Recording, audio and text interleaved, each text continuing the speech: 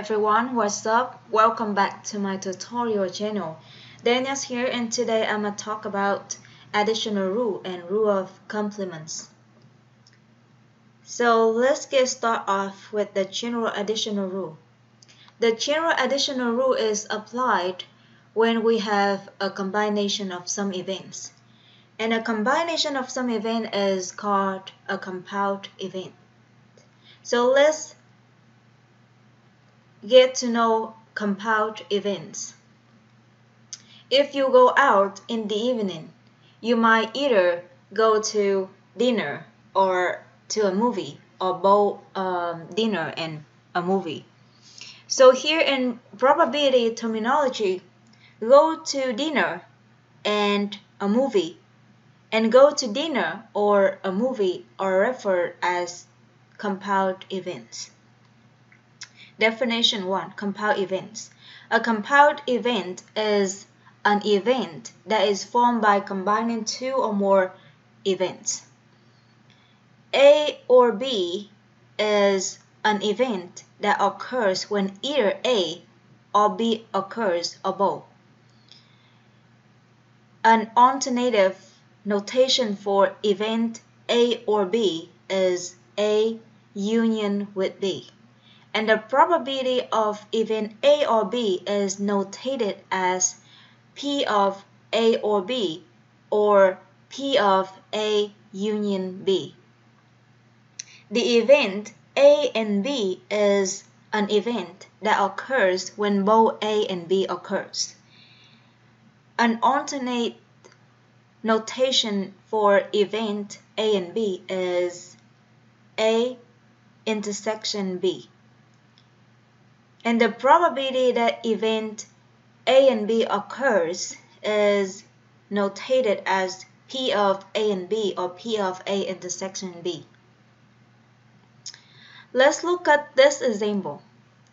The following contingency table presents the results of a survey in which 1,000 adults was asked whether they favored a law that would provide more government support for higher education. In addition, each person was asked whether he or she voted in the last election. So this contingency table is just a two-way table, two-dimensional table. The first question, what is the probability that a randomly selected adult is likely to vote and favors the law? So here, favor the law is the first column, likely to vote is the third row. So the intersection of the two, the third row and the third column is the event that a randomly selected person is likely to vote and favors the law. So the probability of likely to vote and favors the law is 372 over 1,000, which is 0.372. Question 2. What is the probability that a randomly selected adult is likely to vote? So here, likely to vote is the third row. So the probability of a randomly selected person is likely to vote, which is the total people who are likely to vote divided by 1,000. The total people who is likely to vote is the sum of the first row. So the probability of likely to vote is 721 over 1,000. 721 is the sum of 372, 262, and 87. Another question. What is the probability that a randomly selected person is likely to vote or favor the law? So this is an example of or event. Here, to work with this type of question with contingency table, I suggest you to circle the value of the categories that satisfy this event. So likely to vote, we are going to circle anything in likely to vote, and we got three numbers: 372, 262, and 87. For the event favor the lower, we have two numbers: 372 and 151. Now event or, that means either likely to vote or favor the lowest. So basically we have four numbers: 372, 262, 87, and 151. So the probability of likely to vote or favor the lower using contingency table is the sum of these four numbers, divide them by 1,000. So we got 0.872 is the answer. And here, if you pay attention, the probability of likely to vote is the sum of these three numbers on the first row. The probability of favor the lowest is the sum of the first column, that means the sum of these two numbers. So if you add the probability of favor the lowest and the probability of likely to vote, basically 372 is counted twice. So another way to find probability of or event is we find the probability of the first event and the probability of the second event, add them together and subtract the probability of the intersection. So that is the general idea of general additional rule. So you see here 372 plus 262 plus 87 divided by 1,000 is the probability of likely to vote. 372 plus 151 over 1,000 is the probability of favor the lowest. And 372 over 1,000 is the probability of likely to vote and favor the lowest.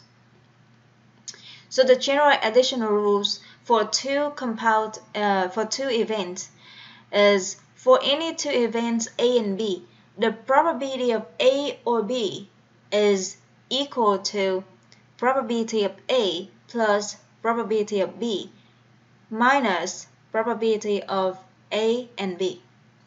So that was about the general additional rule. Now we consider a special case, additional rule for mutually exclusive events. To understand mutually exclusive events, we can use Venn diagrams. Here I include two Venn diagrams. The first one represents mutually exclusive events, and the second one represents the events that are not mutually exclusive. On each Venn diagram, the whole rectangle is the same space. Each circle represents an event. So if two circles do not overlap, then A and B are said to be mutually exclusive.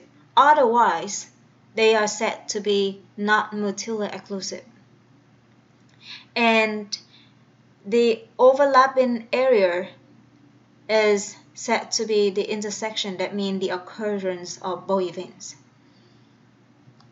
So two events are said to be mutually exclusive if it is impossible for both events to occur. And in case they cannot occur both, the probability of A and B should be 0. So the additional rule for mutually exclusive events would not have the term of the intersection. So here, if A and B are mutually exclusive events, then probability of A or B is probability of A plus probability of B. In general, 3 or more events are mutually exclusive if only one of them can happen. If A, B, C are mutually exclusive, then probability of A or B or C is equal to probability of A plus probability of B plus probability of C, and is applied for more than 3 events as well. Here's an example. In the 2012 Olympic Games, a total of 10,735 athletes participated. Of these, 530 represented the United States, 277 represented Canada, and 102 represented Mexico. So here the event that a randomly chosen athlete to represent United States, and the event that a random chosen athlete representing Canada, and the event that an athlete randomly selected represent Mexico. These three events are mutually exclusive because one athlete cannot represent for three countries or more countries. So what is the probability that an Olympic athlete chosen at random represents the United States or Canada? Here this is these two are mutually exclusive events. So the probability that a randomly selected athlete represents United States or Canada is the probability that that person represents US plus probability that a randomly chosen person represents Canada. And there's no intersection term here because the event that an athlete represents for both US and Canada is 0. So the answer for this question is 0.0752. Similarly, what is the probability that an Olympic athlete chosen at random represents the United States, Canada, or Mexico? So we should add three probability together, and we got 0.0847. There's no intersection here because one athlete cannot represent two countries. Next, rule of complements. So what is complement? If there is a 60% chance of rain today, then there is a 40% chance that it will not rain today. So the event rain and no rain are cannot occur at the same time, and if the event rain does not occur, that means the event no rain occurs. So the complement of an event A is the event that A does not occur. Here rain and no rain are complement of each other. So event rain does not occur means the event no rain occurs. The event rain occurs means the event no rain does not occur. The rule of complements. If A is an event, the complement of A is the event AC that A does not occur.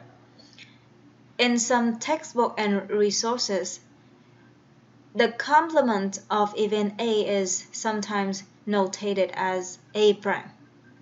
And probably the complement event of A is 1 minus probability of event A. Here is an example. 200 students were enrolled in a statistics class. Find the complements of the following events. A. More than 50 of them are Business measures. B. At least 50 of them are Business measure. Fewer than 50 of them are Business measure. Exactly 50 of them are Business measure. So the complement of an event is the event that event does not occur. So here we basically find the opposite event. For the first question, more than 50 of them are Business measures. So the opposite of this statement is less than or equal to 50 of them are Business measure. That means at most 50 of them are Business measure. B. At least 50 of them are Business measure. So the opposite of this statement is fewer or less than 50 of them are Business measure. C. Fewer than 50 of them are Business measure. The opposite statement should be at least 50 of them are Business measure. D. Exactly 50 of them are Business measure. So not 50 of them are Business measure is the complement event. So that's everything for today. Now let's look at some exercises. The first exercise, how are your grades? In a recent semester at a local university, 500 students enrolled in both Statistics 1 and Psychology 1. Of these students, 82 got A in Statistics, 73 got A in Psychology, and 42 got A in both Statistics and Psychology.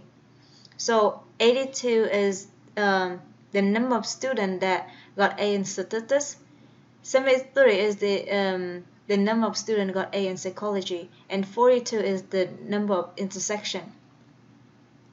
Find the probability that a randomly chosen student got an A in Statistics or Psychology or both. So that means the question asking for or event. So we should think about the additional rule, the general additional rule. Here the intersection is A in both. The first event is A in Stat. The second event is A in Psychology. And the event we are considering is A in Stat or A in Psychology. So using additional rule, we have probability of A in Stat or A in Psychology is equal to probability of A in Stat plus probability of A in Psychology minus probability of A in both. And this equal to 82 over 500 is the probability of A in Stat plus 73 over 100 over 500 is the probability of A in Psychology minus 42 over 500 is the probability in both, A in both. And the answer is 0.226.